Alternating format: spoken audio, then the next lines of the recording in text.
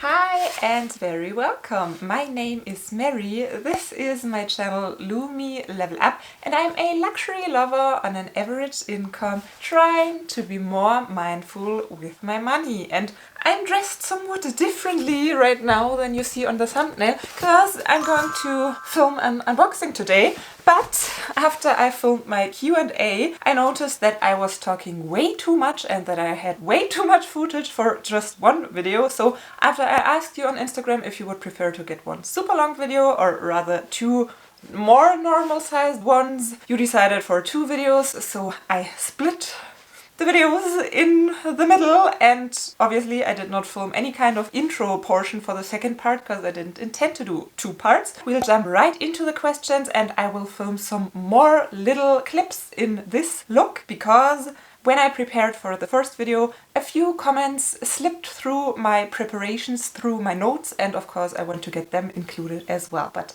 enjoy Q&A part 2.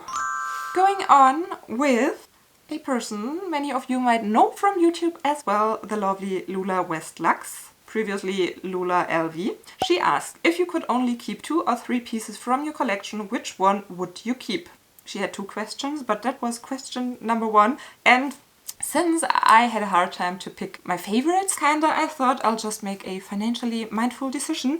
And the 2 bags I would keep are my single flap in caviar leather and my lambskin double flap vintage bag from Chanel, because I wouldn't buy those 2 again at the prices we're at nowadays. Both bags I don't wear a whole lot. They are not my favorite bags, but I'm quite happy with the prices I paid back in the days. So I would want to keep them because I know in this lifetime I probably will not buy another Chanel classic flap bag. Well, never say never. If my channel completely blows up and I earn a hell lot of money here, I might get tempted to buy these incredible expensive handbags again, but from the point where I'm at right now, I pick those 2 because I wouldn't repurchase those.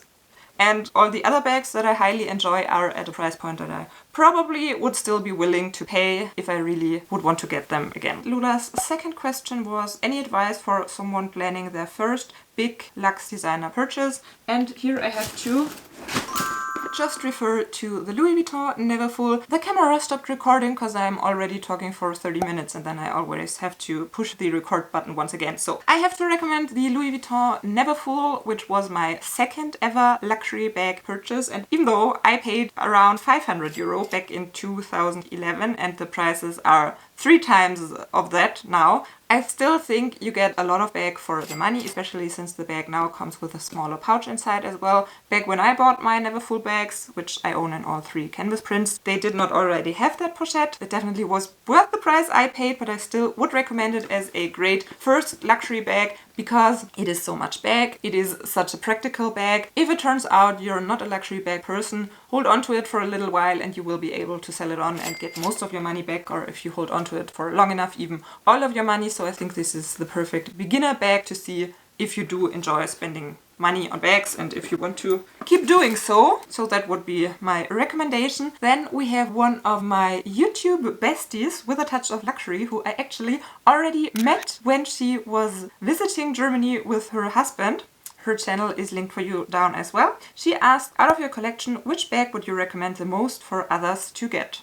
And I put that question after the one from Lula because a Louis Vuitton Neverfull would be a great choice in my opinion, and I do have a little insider tip.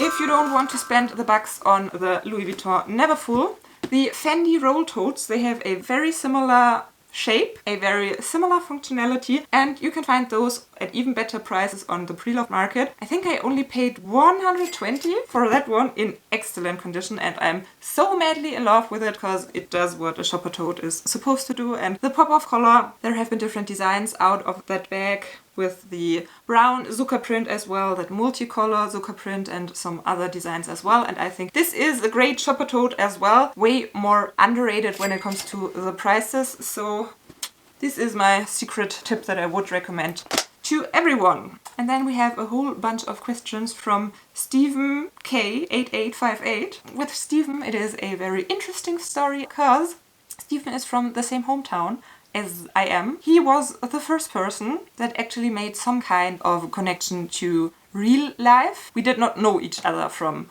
the days before YouTube. My hometown is not that big, so oftentimes it's a everyone knows everyone kind of situation. And Steven realized, because I filmed a video at TJ Maxx in that hometown, and he was like, hold on a second, I know that place. We write a lot on Instagram now, back and forth. He moved to Munich, which is I think a 2-hour car ride for me, so we haven't managed to meet live in person by now, but since he grew up here, he will come back to visit his family one day and we plan to meet. I'm not even sure if anyone is that interested in my relationship with Steven, but I felt like telling you that YouTubers are real people and we can build up friendships. He asked what is currently on your wish list, and I hardly ever have a wish list because I'm a very impulsive shopper, I think. I see something and then I want it and then I get it. There are things that pop up in my mind more frequently and others not that frequently, but it's not that there is a lot on a list that I would want to tick off or anything that I'm dying to get or that I know that I want to get definitely. No concrete plans, no concrete wish list at the moment.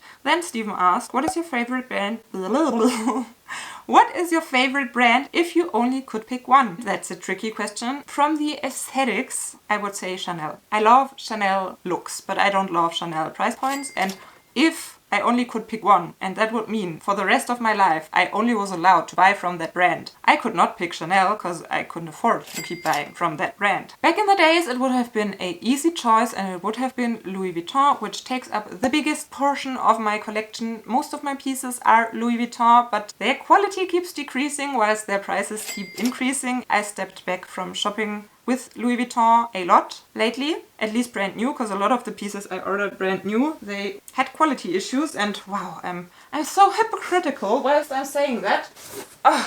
Here is another Louis Vuitton bag waiting to get unboxed, but this is a pre-loved one. Little teaser, you might consider staying around, subscribing to get to know what bag I purchased. I still have a somewhat strong connection with Louis Vuitton, but mainly for older pieces, pre-loved pieces, older collections, I guess. Other than that, lately I'm a lot into Fendi, even though that baguette bag is not even mine. I absolutely love that roll tote that I have showed you several times in this video by now already, so I think I could build up a relationship and fall with Fendi, but can't commit on a single brand right now. Peachy submitted a question after I already had filmed the Q&A part, but we can add it now as well since I'm filming some more clips anyways. Would you buy another Fendi Baguette, and when yes, which size and color?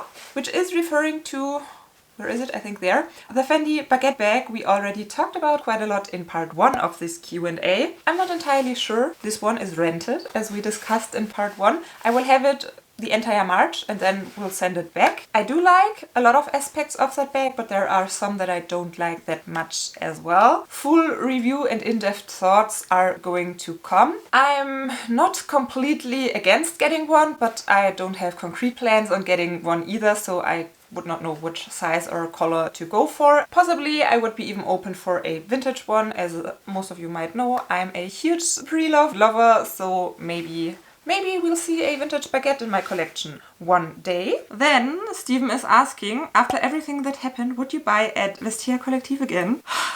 No, just no. I know that I have said that over a year ago already that I won't go back, and then I relapsed and did go back, but with everything that's going on now and all the comments I read under my video, there's no going back. There's no going back, and it does not help that they did call me.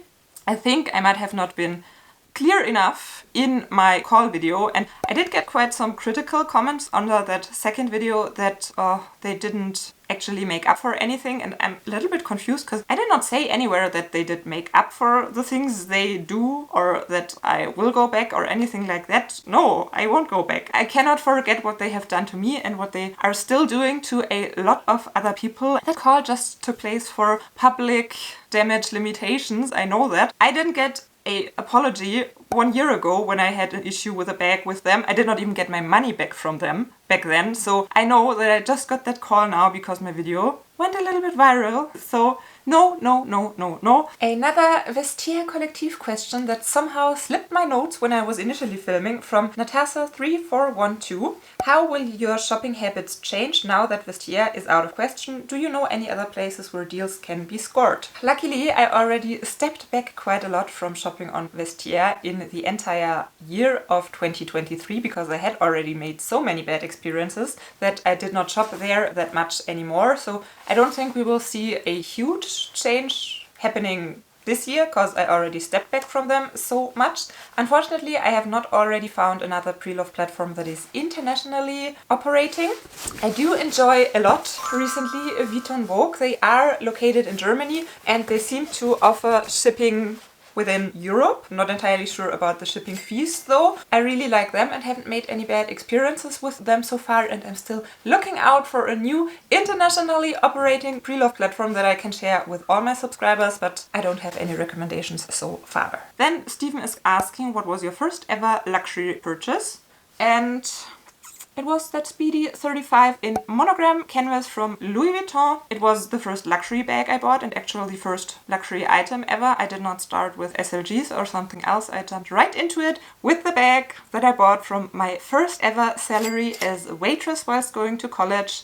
520 euro has been the price in 2011 and I felt like $1,000,000. I felt like $1,000,000 getting this bag, like a dream come true. I think I want to make a dedicated video for that bag and how I got it and what it meant for me one day, because the first luxury bag forever will be a special one. Then we have a question from Daniel, who is a very supportive subscriber as well. He asks, do you hope to buy a Birkin or a Kelly eventually? If so, which would be your preference? Have a fabulous week. And with me and Hermes, it's a thing. I'm a lot into preloved, as you might know, but I'm not into preloved Hermes bags because you pay more for them than for a brand new one. And I would never spend the money on a preloved Birkin or Kelly because I just don't have the knowledge on that brand, and I would be too scared to spend thousands and thousands and thousands on a possibly inauthentic Birkin or Kelly bag, so that's not the way for me to go. I do not strive that much for having one of these bags as some people do. I think the prices these bags cost, they are a lot. Well, I guess we can all agree they are a lot. I'm not sure if I would feel comfortable wearing a bag of such a high price. Wearing a bag that costs as much as my very first car had costed. I'm not sure if I'm living the life where I would need a bag like that. I know that the classic flat prices went crazy as well, but back when I bought that bag, it was not already that crazy. In these terms, I don't know if I owned a Birkin or a Kelly, if I would actually enjoy it, but every once in a while there come those moments where I think, well, maybe I should at least try to get one. Maybe I'm the lucky person that would get offered one at the store without having to jump through any hoops. I can already assure you that if I was offered a Birkin or a Kelly at the store, I would buy it. I would buy it without thinking it through a whole lot. I think there are worse things you can do with your money, and if I had the chance, I would get it. Well, if it was a somewhat practical size and color. Obviously I wouldn't buy a Himalayan Birkin if I got offered one, which would not happen anyways. You know, I wouldn't get a 100k bag with a blink of an eye, but if I got offered one in black or gold or a more neutral color or a pop-off color that I enjoy a lot, yeah, I probably would buy it. Here comes another Stephen topic into topic, because he does like Hermes bags a lot. He already has one in his collection and is currently trying to get a second one, and he didn't have to jump through hoops. He just said it takes its time. Once you have the appointment, you will get the bag. Then I sometimes think like, well, maybe I should try to get that stupid appointment, and maybe I should try to get that stupid bag. I had that stupid idea of getting a Birkin 35 for my 35th birthday, which would be next year. And if I would try to get it now, maybe it would happen until then. It depends on the day. Sometimes I want one, sometimes I don't want one. I cannot even decide if I would want to get a Birkin or a Kelly. I think the Birkin is more iconic to me, but I think I like the Kelly more from the looks, and maybe a Kelly would be more practical for me. But I'm undecided, and it's so much money to spend on a bag. And I don't know if I could enjoy it, if I would enjoy it, or if I actually would just see it as an investment, kinda. I don't know. Tricky topic, and I think we could fill its own video on that topic. If here are Hermes lovers that want to hear more on my Hermes thoughts, let me know in the comments and we could cover that in its own video one day as well. This is Danny O on Instagram, XOXO_Danny O, one of my beloved YouTube besties here as well. Channel linked down below. Asks, first, editing tips or hacks please, and second, your MS bag you would add to your collection. I'm not sure if I should take the first question seriously, cause Danny is great at editing herself. She has some amazing skills and you should go over to her channel and check them out, cause she puts a lot of effort into editing her videos, so I'm not sure if I can add anything to her editing skills. The second question, Hermes bag I would add to my collection. It's an easy one. I would add anyone if I was gifted one. When it comes to purchasing myself, I don't know. Birkin, Kelly, Constance offer me a quota bag and I might get weak, possibly. But I'm not going on a hunt, on a journey, nothing like that in my mind, in my plans. Nah. We have a comment that made me laugh quite a bit. What's going on today? I have so many tongue twisters. Made me laugh quite a bit from Jack's Bag Attack, who has her own channel as well. And she wrote, bunnies. How did you end up with bunnies for pets? Also, do you like any contemporary brands? What do you think of Redley London, Espinal of London and Strathberry? I think Jack confused me with the lovely Sophie Shohet, because she's very known for having bunnies, and all the brands Jack mentioned are from the UK, where Sophie is from, so I think I feel quite honored that I got confused with such a popular lovely lady here on YouTube. I don't have any pet bunnies at the moment. We do not have any pets at all. As a kid, I actually did have a pet bunny and I did have some more little small animals. Don't know the word for them right now. The ones with the teeth. No rabbits at the moment. And I do like quite some contemporary brand bags, but I tend to not buy them full price brand new at the store, because with contemporary brands you can score even better deals on the preloved market, and that's as well the brands and the bags that you can find at flea markets for insane prices. So that's where I usually tend to get most of my contemporary brand bags, unless I fall madly in love, then I would spend something more every once in a while as well. Adam Richway commented on Instagram, my question is, am I your favorite? Adam's channel is going to be linked down in the description box because he's doing YouTube as well. And Adam, of course you are my favorite Adam out there. Gamma Grace Style, another lovely lady that has her own YouTube channel. My question would be, is your hubby supportive, excited about you doing YouTube? The answer is yes. He was very supportive right from the start. He even wanted me to get started way earlier than I did, and he always saw my potential. I think he's not that crazy about the topic because he yet again, tongue twister. He does not really get that whole luxury thing. He thinks we are all a little bit crazy for spending that much money on items just because they have a brand names. He doesn't get that, and I guess he would prefer if I would talk about walks in the nature or something. But overall, he's very supportive. Sometimes he's even doing way more household chores than I do when I'm in the process of editing a video and he gets hungry and he's like, will we cook together? And I'm like, yeah, give me 30 minutes. And then the 30 minutes get more into an hour or 1.5, and then he's doing all the cooking and a lot of cleaning. Sometimes it's annoying him a little bit that I focused so much on this YouTube channel, but for the most he's very supportive and tells me every now and then how proud he is for me doing it. And he as well told me several times that he feels like it was really beneficial for my mental health on one hand and my, what's the English word?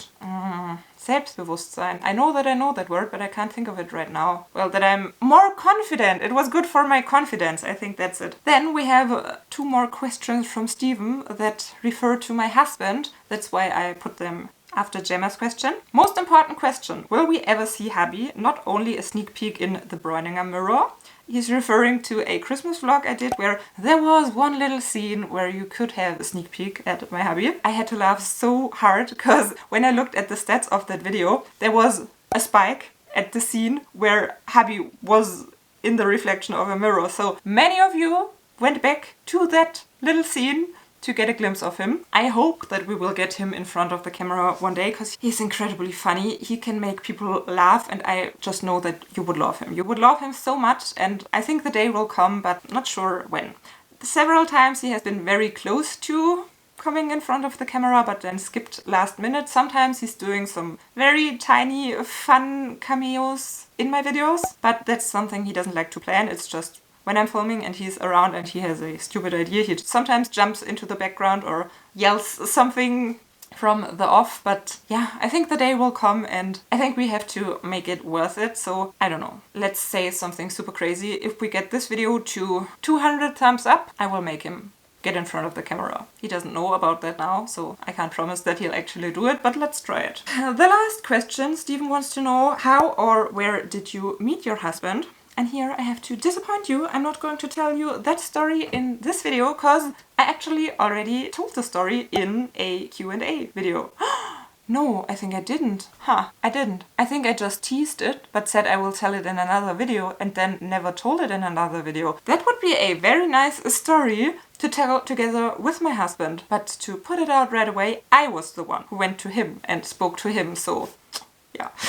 That's a thing to talk about in another video, I guess, because this is already getting super long. I'm so curious to see if anyone will watch that long and hear me ramble on about bags and stuff. Thank you so much for watching. Hope to see you next time and bye! And now we are filming the unboxing of that baby. Stick around if you want to find out more. Not sure. I know that I would have a whole lot of bloopers because I had so many tongue twisters in this video, but I think I twisted my tongue so often and in so difficult places that I cannot even cut those twisters out because then the cuts will be too harsh, so not sure if I have something for the bloopers. Whee!